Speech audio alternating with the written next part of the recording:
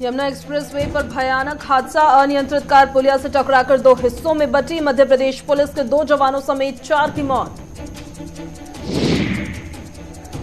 उत्तराखंड का दौरा करेंगे प्रधानमंत्री नरेंद्र मोदी। 15,728 करोड़ की 11 योजनाओं का करेंगे शिलान्यास। पीएम के दौरे को लेकर देहरादून के परेड ग्राउंड में तैयारी पूरी। सीएम योगी का 2 दिवसीय दौरा गोरखपुर में रहने वाला है। कई कार्यक्रमों में करेंगे शिरकत सीएम योगी। केंद्रीय मंत्री अनुराग ठाकुर भी रहेंगे मौजूद।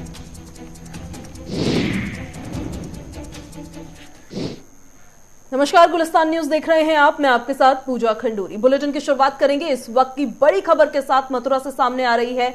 दरअसल मथुरा एक्सप्रेस वे पर हादसा हो गया है, उसी से जुड़ी बड़ी जानकारी। यमुना एक्सप्रेस वे पर भयानक हादसा हुआ है। एक अनियंत्रित कार पुलिया से जा टकराई है, जिसकी वजह से वो 2 हिस्सों में बंट गई है। मध्य प्रदेश पुलिस के 2 जवान समेत 4 लोगों की मौत बताई जा रही है और 4 लोग गंभीर रूप से घायल बताए जा रहे हैं। इलाज हालांकि लगातार जारी है। वांछित आरोपियों की तलाश में मध्य प्रदेश की पुलिस अब आ गई है। बड़ी जानकारी इस वक्त आपको दे रहे हैं। मथुरा में यमुना एक्सप्रेस वे पर भयानक सड़क हादसा ये हो गया है, जो तस्वीरें भी हम आपको लगातार दिखा रहे हैं। दरअसल एक अनियंत्रित कार पुलिया से जा टकराई, जिसके बाद वो 2 हिस्सों में बंट गई। मध्य प्रदेश पुलिस के 2 जवान इस हादसे में उनकी मौत हो गई है। 4 अन्य लोगों की मौत बताई जा रही है। 4 लोग गंभीर रूप से घायल बताए जा रहे हैं। इलाज लगातार उन लोगों का जारी है जो गंभीर रूप से घायल बताए जा रहे हैं। वांछित आरोपियों की तलाश में अब मध्य प्रदेश पुलिस जुट गई है। ये तस्वीरें हम आपको दिखा रहे हैं। तस्वीरें यमुना एक्सप्रेस वे की है, जहां पर ये भयानक सड़क हादसा हुआ है और इस हादसे में दरअसल 4 लोग गंभीर रूप से घायल हो गए हैं और मध्य प्रदेश पुलिस के 2 जवानों समेत 4 लोगों की मौत हो गई है। तेज रफ्तार के कहर के चलते इन तमाम लोगों की यहां पर मौत हुई है। ये सड़क हादसा बेहद ही दुखद और भयानक घटित हुआ है। इस खबर पर ज्यादा जानकारी के साथ हमारे सहयोगी अनूप त्रिपाठी हमारे साथ सीधे जुड़ गए हैं। अनूप, यमुना एक्सप्रेस वे पर भयानक सड़क हादसा हुआ है। तेज रफ्तार के कहर के चलते कई जिंदगियां मौत की भेंट चढ़ गई।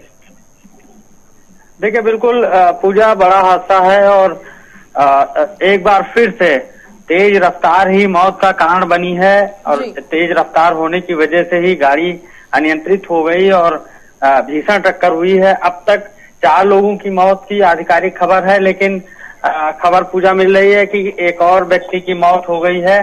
5 लोगों की मौत हुई है।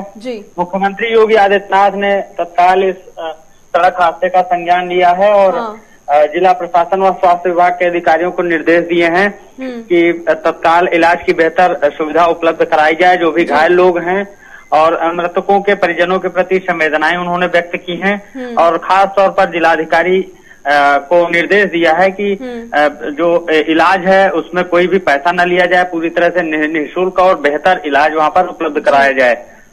अनूप, कौन लोग थे ये? कहाँ से आ रहे थे और कहाँ जा रहे थे? देखिए, ये लोग पूजा मध्य प्रदेश के कुछ लोग थे, कुछ लोग यहाँ मथुरा के करीब के रहने वाले थे जिन लोगों की मौत हुई है। अभी पुलिस ज्यादा डिटेल्स नहीं दे रही है, क्योंकि पुलिस और जिला प्रशासन की पहली प्राथमिकता है कि जो घायल हैं उनका बेहतर इलाज हो सके और जिन लोगों की मौत हो गई है उनके परिजनों को सूचित किया जा रहा है ताकि वो लोग वहां पहुंचे और उनका जो फॉर्मेलिटी है पंचनामा और पोस्टमार्टम की उसको पूरी कराकर उनके परिजनों को सौंप दिए जाएं। हालांकि पूजा, एक बार यमुना एक्सप्रेसवे जाना जाता है, बड़े हादसे होते हैं और उसका बड़ा कारण होता है जो तेज रफ्तार। गाड़ी अनियंत्रित होती है, चाहे वो बस हो, कार हो, ट्रक हो, और एक्सीडेंट होते हैं जिसमें दर्जनों लोगों की मौतें होती। पहले भी कई हादसे ऐसे होते रहे हैं। तो मुझे लगता है कि जरूरत है इस तरह के जो एक्सप्रेसवे हैं, चाहे आगरा एक्सप्रेसवे हो, चाहे यमुना एक्सप्रेसवे हो, इन पर कंट्रोल्ड जो है एक लिमिट के अंदर गाड़ियों को चलने की अनुमति दी जाए और वहां पर कुछ ऐसे इंतजाम किए जाएं जिससे एक्सीडेंट पर रोक लग सके। और एक तरीके से देखा जाए तो देखिए तमाम सवाल यहाँ प्रशासन पर इसलिए भी खड़े हो जाते हैं, जिस तरीके से अनूप आपने बनाया है कि अलग अलग तरह के स्टेप्स उठाने चाहिए। जिस तरीके से अगर हम दिल्ली की बात कर लेंगे तो जिस तरीके से कैमरास सेटअप किए गए हैं, ओवर स्पीडिंग में लोगों के चालान आते हैं, इस तरीके की स्टेप्स भी उठाए जाने चाहिए ताकि लोग अपने वाहन के नियंत्रण एक तरीके से रखे रफ्तार पर। देखिए पूजा, एक कारण नहीं होता, कई कारण होते हैं। हाईवे पर जब एक्सीडेंट होता है, इस तरह के एक्सीडेंट होते हैं, उसकी वजह ये होती है कि जो एक्सप्रेसवे के नियम कानून हैं उनका पालन नहीं होता है। वहां पर एक्सप्रेसवे पर जो गाड़ियां होती हैं उनकी लाइटें, चाहे वो बस हो कार हो, उनकी लाइटें होनी चाहिए, बैक लाइटें जलती रहनी चाहिए। जो सुरक्षा के इंटरनेशनल मानक हैं एक्सप्रेसवे पर, वो वहां पर फॉलो अप उनका लगातार जो यातायात विभाग है उसकी तरफ से होना चाहिए। और जो लोग यात्रा कर रहे हैं या जो लोग जो गाड़ियां, चाहे वो सरकारी बस हो, प्राइवेट बस हो, निजी बसें हो या निजी कारें हो, उनको इस बात की जानकारी होनी चाहिए कि अगर एक्सप्रेसवे पर चल रहे हैं तो उन्हें कैसे चलना है, किस स्पीड में चलना है, किस रो में चलना है। ये सारी जानकारी तमाम जब आमतौर पर हम लोग निकलते हैं एक्सप्रेसवे पर तो देखते हैं कि लोग बहुत गलत तरीके से वाहन ड्राइव करते हैं और वही गलत तरीका और रफ्तार दोनों मौत की वजह बनते जा रहे हैं। चलिए अनूप, बहुत शुक्रिया आपका तमाम जानकारी के लिए। आपसे लगातार अपडेट्स इस खबर पर हम लेते रहेंगे। बड़ी खबर आपको बता रहे थे, यमुना एक्सप्रेसवे पर भयानक सड़क हादसा हुआ है। एक अनियंत्रित कार पुलिया से जा टकराई और 2 हिस्सों में बंट गई। मध्य प्रदेश पुलिस के 2 जवान समेत 4 लोगों की इस हादसे में दरअसल मौत हो गई है। 4 लोग गंभीर रूप से घायल हुए हैं, जिनका इलाज अभी भी चल रहा है।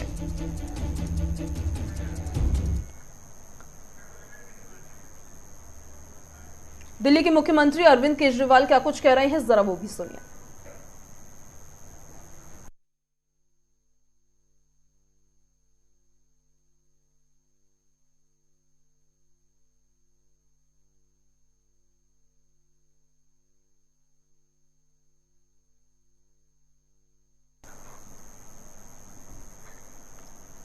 तो आपको चलिए सुनाएंगे कि दिल्ली के मुख्यमंत्री अरविंद केजरीवाल, कंपैरिजन ही नहीं है, दिल्ली बहुत आगे है। अपने सीसीटीवी संबोधन कैमरे में क्या इतने कुछ लगा कह चुके रहे हैं, हैं सुनिए। दिल्ली में। हमारे देश में देखें तो सेकंड नंबर पे चेन्नई आता है दिल्ली के बाद, और चेन्नई से 3 गुना ज्यादा कैमरे हैं हमारे दिल्ली में। मुंबई से 11 गुना ज्यादा कैमरे हैं दिल्ली में। जब से ये कैमरे लगाए हैं उससे महिलाओं की सुरक्षा में इजाफा हुआ है, महिलाएं सेफ फील करने लगी हैं। और दूसरा, ओवरऑल पुलिस को अब अपराध सॉल्व करने में बहुत मदद मिलती है, क्योंकि जहां भी कोई अगर अपराधी जाता है तो उसकी सीसीटीवी में फुटेज आ जाती है, तो अपराध सॉल्व करने में पुलिस को बहुत मदद मिलती है। आज मैं खुशखबरी आपके लिए ये लेके आया हूं कि हम 1,40,000 कैमरे और लगाने जा रहे हैं दिल्ली में। 2,75,000 लग चुके हैं, 1,00,000 और लगाने जा रहे हैं। फेज 2 कैमरे लगाने का शुरू हो रहा है। इसके बाद दिल्ली में टोटल 4,15,000 कैमरे हो जाएंगे। तो जैसा मैंने बताया, ऑलरेडी हम नंबर 1 है, इसके बाद तो हम बहुत ज्यादा पूरे दिल्ली में कैमरे हो जाएंगे। आप लोग जानते हो कि किस तरह से दिल्ली में कैमरे लगाने में कितनी अड़चने आई थी। एक बार तो मेरे को, मनीष जी को, गोपाल राय जी को धरना भी करना पड़ा था एलजी हाउस में, और केंद्र सरकार ने खूब अड़चने लगाई, चारों तरफ से बहुत अड़चने आई थी, लेकिन हम भी डटे रहे, हम भी लगे रहे। और कहते हैं ना कि अगर आप सही नीयत से काम करो तो ऊपर वाला भी साथ देता है। फाइनली दिल्ली में कैमरे लगने लगे और अब हम पूरी दुनिया में नंबर 1 होते जा रहे हैं। ये जो कैमरे लगा रहे हैं हम लोग, एक तो भारत इलेक्ट्रॉनिक्स लिमिटेड जो केंद्र सरकार की कंपनी है, वो ये सारे कैमरे लगा रही है। बहुत शानदार कैमरे लगा रहे हैं। हम भारत इलेक्ट्रॉनिक्स लिमिटेड को भी धन्यवाद करना चाहते हैं। ये बिल्कुल स्टेट ऑफ द आर्ट, बहुत मॉडर्न कैमरे हैं। इस कैमरे में क्या है, कैमरे कई बार लगा देते हैं, कैमरा खराब हो जाता है, पता ही नहीं चलता। फिर जरूरत पड़ती है, कोई अपराध हो जाए तो पता चला जी सीसीटीवी का तो कैमरा खराब पड़ा था। इसमें क्या है कि अगर कैमरा खराब होगा, काम नहीं कर रहा, तो कमांड सेंटर में एक अलार्म आ जाएगा। फिर कुछ लोगों के नंबर फीड होंगे, उनके एसएमएस आ जाएगा। एसएमएस में आएगा कि कैमरा खराब है, कैमरा काम नहीं कर रहा। तो किसी भी वजह से मान लो कैमरा टूट गया, कैमरा पावर फेलियर हो गया, बिजली नहीं आ रही, या किसी भी वजह से हार्ड डिस्क उसकी काम नहीं कर रही, किसी ने तोड़ दिया कैमरे को, किसी ने कैमरे के ऊपर कुछ चिपका दिया और कैमरा में दिखाई नहीं दे रहा, किसी भी कारण से अगर कैमरा काम नहीं कर रहा, कमांड सेंटर में अलार्म आ जाएगा और एसएमएस आ जाएगा और पता चल जाएगा कि कैमरा काम नहीं कर रहा और तुरंत कैमरा ठीक किया जा सकता है। इस कैमरे में 30 दिन की रिकॉर्डिंग रखी जा सकती है।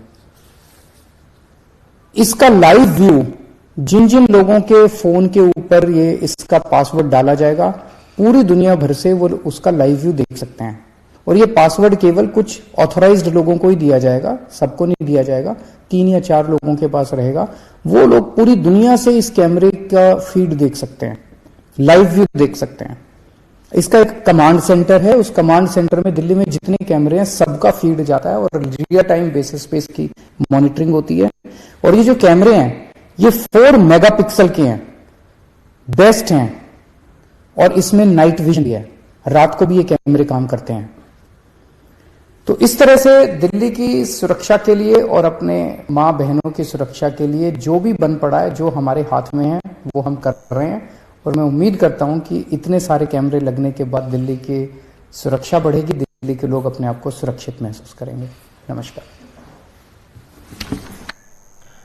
तो दिल्ली से मुख्यमंत्री अरविंद केजरीवाल को अभी आप लाइव सुन रहे थे, जहां पर दरअसल उन्होंने कानून व्यवस्था को और सुदृढ़ करने के लिए, महिलाओं की सुरक्षा को और बढ़ाने के लिए अब कहा है कि जिस तरीके से सीसीटीवी कैमरास लगाए गए थे दिल्ली में, बाकी जो भी जगहें बची हैं वहां पर भी उन कैमरों को अब स्थापित किया जाएगा, उनको लगाया जाएगा और जिस प्रोसेस के हिसाब से उसको आगे सेटअप किया जाएगा उससे जुड़ी जानकारियां भी लगातार मिलती रहेगी। खबरों में अब आगे बढ़ते हैं और अब बात करेंगे कोरोना के नए वेरिएंट के बारे में, जिसका नाम है ओमिक्रॉन।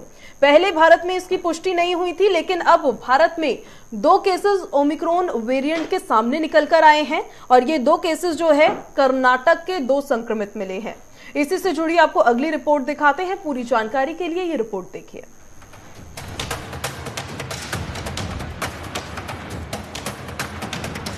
देश में तमाम पाबंदियों के बाद भी आखिरकार वायरस के नए वेरिएंट ओमिक्रॉन ने भारत में दस्तक दे दी है। भारत में ओमिक्रॉन के 2 मामलों की पुष्टि हुई है। दोनों ही मामले केरल राज्य से सामने आए हैं। हेल्थ मिनिस्ट्री के जॉइंट सेक्रेटरी लव अग्रवाल ने इसकी जानकारी खुद दी है। कुछ माह से, अप्रैल से देश में जो डोमिनेंट म्यूटेशन हमने देखी है वह डेल्टा वेरिएंट और AY सबलिनेज जो डेल्टा का वेरिएंट है वही है। और पिछले 24 घंटे के अंदर हमारे देश में 2 ओमिक्रॉन वेरिएंट के केस हमारे इस नेटवर्क के द्वारा डिटेक्ट किए गए कर्नाटक में, जिसकी रिपोर्ट कल रात काफी लेट आई थी, जिसको हम आपके सामने रखना चाहेंगे। डेल्टा वायरस की तबाही झेल चुके भारत में अब नई वेरिएंट ओमिक्रॉन ने दस्तक दे दी है। दोनों पॉजिटिव मरीज बेंगलुरु में मिले हैं। संक्रमित मरीजों में से एक की उम्र 46 और दूसरे की 60 वर्ष है। दोनों संक्रमित विदेशी हैं। ये 11 और 20 नवंबर को बेंगलुरु आए थे। स्वास्थ्य विभाग के मुताबिक दोनों ही मरीजों के संपर्क में आए लोगों की पहचान कर ली गई है और उनकी निगरानी भी की जा रही है। कर्नाटक में ओमिक्रॉन वेरिएंट से संक्रमित पाए गए दोनों मरीजों में से एक के संपर्क में आए 5 लोग भी अब पॉजिटिव पाए गए हैं। हालांकि अभी उनमें ओमिक्रॉन की पुष्टि नहीं हुई है। वहीं विश्व स्वास्थ्य संगठन के हवाले से स्वास्थ्य मंत्रालय ने कहा है कि कोरोना के नए वेरिएंट ओमिक्रॉन के तेजी से फैलने की भी आशंका है, क्योंकि ये डेल्टा से 5 गुना ज्यादा संक्रामक हो सकता है। स्वास्थ्य मंत्रालय का कहना है कि अब तक वायरस से संक्रमित लोगों में कोई गंभीर लक्षण नहीं दिखे हैं। बता दें कि ओमिक्रॉन वेरिएंट का सबसे पहला मामला दक्षिण अफ्रीका से सामने आया था। इसके बाद वायरस ने बड़ी तेजी से पैर पसारने शुरू किए। अभी ओमिक्रॉन ने 29 देशों को अपनी चपेट में ले लिया है। वायरस ने सिर्फ 7 दिनों में 24 देशों को अपनी जद में ले लिया है। भारत के अलावा किन देशों में ओमिक्रॉन की पुष्टि हो चुकी है, ये भी जान लीजिए। अमेरिका में 1, ऑस्ट्रेलिया में 7, ऑस्ट्रिया में 1, बेल्जियम में 1, बोत्सवाना में 19, ब्राजील में 2, कनाडा में 6, चेक रिपब्लिक में 1, डेनमार्क में 4, फ्रांस में 1, जर्मनी में 9, हांगकांग में 4, इजराइल में 4, इटली में 9, जापान में 2, नीदरलैंड में 16, नाइजीरिया में 3, नॉर्वे में 3, पुर्तगाल में 13, सऊदी अरब में 1, स्पेन में 2, दक्षिण अफ्रीका में 77, स्वीडन में 3, यूके में 22। ओमिक्रॉन के संक्रमण का प्रसार तेजी से हो रहा है। विश्व के कई देश लॉकडाउन की कगार पर हैं। भारत में तमाम पाबंदियां लगा दी गई हैं, लेकिन बावजूद इसके भारत में ओमिक्रॉन पहुंच चुका है। लगातार बढ़ते संक्रमण के बीच नए वेरिएंट पर वैक्सीन के असर पर भी सवाल उठ रहे हैं। वहीं WHO वायरस पर स्टडी कर रहा है। स्टडी पूरे होने के बाद ही वायरस के खतरे को आंका जा सकता है। ऐसे में सावधानी ही सुरक्षा का एकमात्र उपाय है। तो सावधानी ही सुरक्षा का एकमात्र उपाय है। ओमिक्रॉन वेरिएंट की अब पुष्टि हो चुकी है, भारत में एंट्री हो चुकी है। खबरों में अगर आगे बढ़े, उत्तराखंड से अगली खबर आपको बताएंगे। उत्तराखंड में प्रधानमंत्री नरेंद्र मोदी पहुंच रहे हैं, उसी से जुड़ी बड़ी जानकारी सामने आ रही है। उत्तराखंड के दौरे पर दरअसल प्रधानमंत्री नरेंद्र मोदी रहने वाले हैं। 15,728 करोड़ की 11 योजनाएं हैं जिनका शिलान्यास प्रधानमंत्री नरेंद्र मोदी ने करना है। अब पीएम के दौरे को लेकर देहरादून के परेड ग्राउंड में पूरी तैयारियां कर ली गई है। देहरादून के परेड ग्राउंड में जनसभा को क्योंकि प्रधानमंत्री नरेंद्र मोदी संबोधित करेंगे, तो तैयारियों का दौर लगातार जारी है। वहीं प्रचार वाहनों को विधानसभा और मंडलों के लिए हरी झंडी जो है वो दिखाई गई है। इस खबर पर ज्यादा जानकारी के साथ हमारी सहयोगी विशाखा हमारे साथ सीधे जुड़ गई हैं। विशाखा, क्या जानकारी है आपके पास पीएम मोदी के दौरे से जुड़ी हुई? कैसी तैयारियां चल रही हैं वहां पे अभी? जी बिल्कुल पूजा, देखिए फिलहाल भारतीय जनता पार्टी के तमाम कार्यकर्ता नेता राजधानी देहरादून के परेड ग्राउंड जहां पर प्रधानमंत्री नरेंद्र मोदी की रैली होनी है, वहां पर तैयारियों में जुटे हैं और पूरी कोशिश भारतीय जनता पार्टी की तरफ से की जा रही है इस रैली को ऐतिहासिक बनाने की, भव्य बनाने की। और अभी जो बात निकलकर सामने आई है वो ये है कि लगभग 3 लाख निमंत्रण जो पत्र हैं वो भारतीय जनता पार्टी के तमाम कार्यकर्ता बांट रहे हैं। अलग अलग विधानसभाओं में जाकर, अलग अलग जिलों में जाकर बकायदा जो चुनावी रणनीति है उसके तहत घर घर तक पहुंचकर जो निमंत्रण पत्र है वो पहुंचाए जा रहे हैं। यह पहला मौका है जब प्रधानमंत्री नरेंद्र मोदी की रैली को लेकर कहीं ना कहीं जो निमंत्रण पत्र हैं वो भारतीय जनता पार्टी के कार्यकर्ता बांट रहे हैं। इससे पहले भीड़ जुटाने के लिए कहीं ना कहीं, या फिर कहिए कि जिस तरह से जनता पहले से ही आने के लिए इच्छुक रहती थी, उसको लेकर जैसे ही अब की बार प्रधानमंत्री नरेंद्र मोदी, क्योंकि कोरोना की जिस तरह से गाइडलाइंस जारी हुई है, तो जाहिर तौर पर इस बार भारतीय जनता पार्टी के तमाम कार्यकर्ता जुटे हैं अधिक से अधिक भीड़ जुटाने के लिए। अधिक से अधिक बिल्कुल विशाखा, जिसका आप जिक्र अभी करने वाली थी, अधिक से अधिक भीड़ जुटाने का लक्ष्य भी रखा गया है। पीएम मोदी परेड ग्राउंड में संबोधन देंगे, कितना अहम इस संबोधन को माना जा रहा है, क्योंकि हाल ही में देवस्थानम बोर्ड का भंग कर दिया गया है? जी बिल्कुल पूजा, देखिए जिस तरह से अभी जो विवादित मुद्दे थे वो सीएम की तरफ से पहले ही खत्म कर दिए गए हैं, क्योंकि जिस तरह से अभी दिग्गजों के दौरे रहने वाले हैं और कहीं भी कोई जनता का कोई वर्ग नाराज ना हो भारतीय जनता पार्टी से, तो उसी को लेकर फिलहाल मुख्यमंत्री धामी की तरफ से पूरी कोशिश की गई है राज्य के हर वर्ग को साधने की, जनता के हर वर्ग को साधने की, ताकि कोई भी जो नाराजगी है वो सामने ना आए। और जिन चुनावी रणनीति के तहत भारतीय जनता पार्टी कार्य कर रही है, दिग्गजों के दौरे हैं, लगातार प्रधानमंत्री के दौरे उत्तराखंड में हो रहे हैं, तो कोई भी जो कमी है वो भारतीय जनता पार्टी नहीं छोड़ना चाहती। उसी को लेकर सीएम धामी की तरफ से देवस्थानम बोर्ड का जो मुद्दा है वो भी हल कर लिया गया है। और अब देखिए किस तरह से जो प्रधानमंत्री नरेंद्र मोदी का संबोधन होगा उसमें जाहिर तौर पर जिक्र भी होगा तमाम चीजों का, और जो भी मुख्यमंत्री धामी कर रहे हैं उनका। जी बिल्कुल, एक तरीके से देखा जाए तो उत्तराखंड चुनाव से पहले प्रधानमंत्री का ये दौरा इसलिए भी अहम क्योंकि भारतीय जनता पार्टी की तरफ से रणनीति तैयार कर काम तो लगातार किए जा रहे हैं चुनावी मैदान में उतरकर अब, लेकिन प्रधानमंत्री नरेंद्र मोदी के उत्तराखंड पहुंचने पर और अपने संबोधन देने पर कार्यकर्ताओं को भी एक तरीके से बूस्ट मिलेगा। जी बिल्कुल पूजा, देखिए जिस तरह से मोदी जाने के लिए जाते हैं कि जोश जो है कार्यकर्ताओं में वो उनके द्वारा भरा जाता है, और सबसे बड़ा चेहरा जो है भारतीय जनता पार्टी का वो नरेंद्र मोदी है, जो जाहिर तौर पर चुनाव से पहले जो उनकी रैली, जितनी भी रैलियां होंगी, जितनी भी जनसभाएं होंगी, जाहिर तौर पर वो भारतीय जनता पार्टी के लिए आप कहिए कि एक बूस्ट का काम जरूर करती है, और फिर तमाम जो कार्यकर्ता है उनमें जोश भरने का काम करती है। और उसी को लेकर प्रधानमंत्री की पहली, हम कह सकते हैं कि यहाँ पर फिलहाल जो पहली चुनावी रैली है वो होने वाली है, पहली जनसभा है। इससे पहले जितनी जो उनके दौरे रहे हैं वो पूरी तरीके से लेकिन इससे पहले जब रहे हैं। केदारनाथ पहुंचे थे प्रधानमंत्री नरेंद्र मोदी विशाखा, तो उस समय उन्होंने देवस्थानम बोर्ड का जिक्र अपने संबोधन में नहीं किया था, लेकिन कयास लगाए जा रहे थे कि इस बार जब प्रधानमंत्री नरेंद्र मोदी देवभूमि पहुंचेंगे तो उनके संबोधन में इसका जिक्र होगा। और देवस्थानम बोर्ड के भंग होते से ही ये थोड़ा सा और साफ साफ भी होने लगा कि संबोधन में जिक्र इस बार जरूर होगा, उपलब्धता क्योंकि राज्य सरकार की गिनवाई जाएगी। विशाखा, बहुत शुक्रिया आपका तमाम जानकारी के लिए। लगातार आपसे अपडेट्स हम लेते रहेंगे। अब पीएम मोदी के देवभूमि दौरे के बाद आपको बताते हैं सीएम योगी के गोरखपुर दौरे से जुड़ी हुई जानकारी। कई कार्यक्रमों में शिरकत करने वाले हैं सीएम योगी आदित्यनाथ। केंद्रीय मंत्री अनुराग ठाकुर भी उन कार्यक्रमों में मौजूद रहेंगे। और आपको जानकारी दे दें कि अर्थ स्टेशन और 3 FM रिले केंद्र का लोकार्पण किया जाएगा। बड़ी जानकारी इस वक्त दे रहे हैं आपको। उत्तर प्रदेश में भी देखिए विधानसभा चुनाव नजदीक है और उससे पहले लगातार बड़े बड़े मंत्रियों के दौरे अब शुरू हो गए हैं। सौगातों का दौर लगातार जारी है। सीएम योगी आदित्यनाथ 2 दिवसीय दौरे पर गोरखपुर में रहने वाले हैं।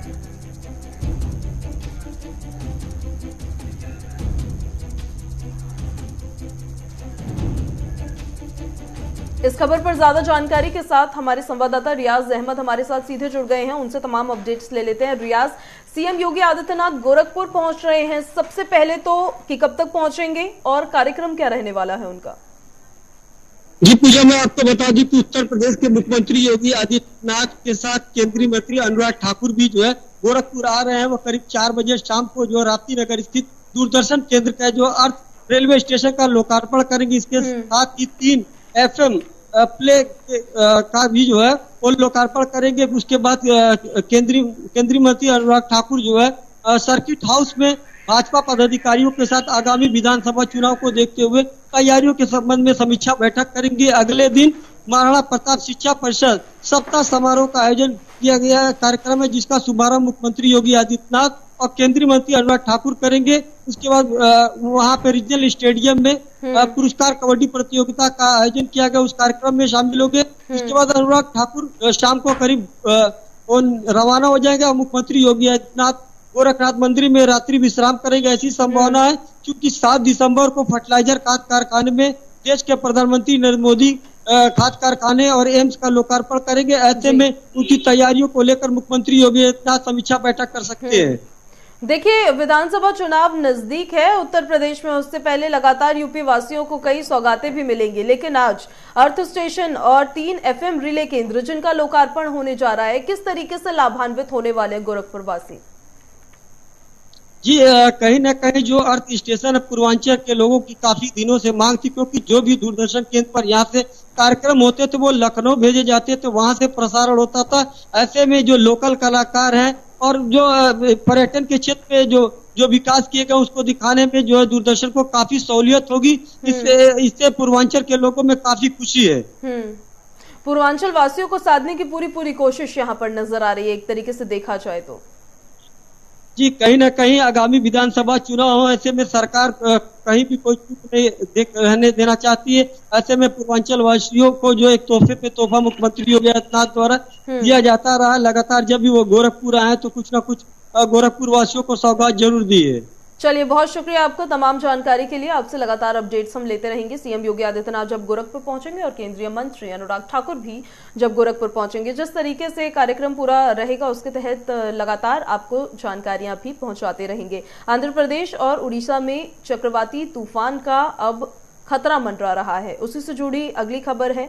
शनिवार सुबह तक इस तूफान को लेकर बताया जा रहा है कि ये दस्तक दे सकता है और मौसम विभाग ने बारिश का अलर्ट जारी कर दिया है। इससे जुड़ी पूरी जानकारी जो है वो जरा इस रिपोर्ट में देखिए। मौसम विभाग की तरफ से रेड अलर्ट जारी कर दिया गया है और जवाद तूफान जो है उसके बढ़ने की संभावना है। 24 घंटे की बात है। सर, किस तरीके से देख रहे हैं, कौन कौन से राज्य से प्रभावित होंगे? नहीं, देखिए जो अभी जो लेटेस्ट है ना, ये पूर्व के जो दक्षिण पूर्व बंगोपसागर है ना, वहाँ है अभी जस्ट वेल मार्क लो, अभी कुछ भी नहीं हुआ। अभी 12 आवर्स में वो एक स्टेज इंटेंसिफाई होगा, डिप्रेशन बनेगा है ना, दक्षिण पूर्व बंगोपसागर किंबा मतलब south east Bay of Bengal और east central bay of Bengal are joining. ठीक है, कल इवनिंग मतलब टुमारो इवनिंग तक वो साइक्लोन का रूप लेगा, इंटेंसिफाई करेगा cyclonic storm, okay, over central bay of Bengal. ठीक है ना, फोर्थ मॉर्निंग दिस सिस्टम, ये जो सिस्टम है फोर्थ मॉर्निंग में उत्तर आंध्र प्रदेश का कोस्ट और दक्षिण उड़ीसा के कोस्ट के पास पहुंचेगा। अभी क्रॉस करेगा, हिट करेगा, कुछ नहीं हम लोग दे रहे हैं, ठीक है।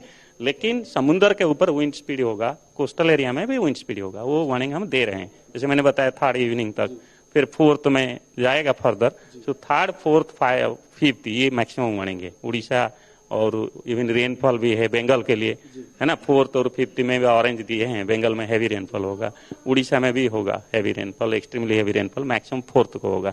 तो रेनफॉल का ज्यादा वार्निंग है और विंड स्पीड इनसाइड जो है ना सी, वो ज्यादा स्पीड है। दिल्ली की बात करें तो आज दिल्ली में भी हल्का सा मौसम का, दिल्ली में देखिए अभी दिल्ली में जो वेस्टर्न डिस्टर्बेंस पश्चिम विक्षोभ निकल रहा है, ये देखिए ना कितना क्लाउड, देखिए आप फुल मतलब राइट फ्रॉम बॉम्बे दिल्ली होके जाता है देहरादून, ठीक है ना। ये इतना क्लाउड जो है ना, बॉम्बे में हैवी रेनफॉल काल हुआ 12 सेंटीमीटर हुआ, बहुत सारा महाराष्ट्र में रेन है, महाराष्ट्र में गुजरात में भी है बहुत हैवी रेनफॉल, हम लोग वार्निंग दिया था।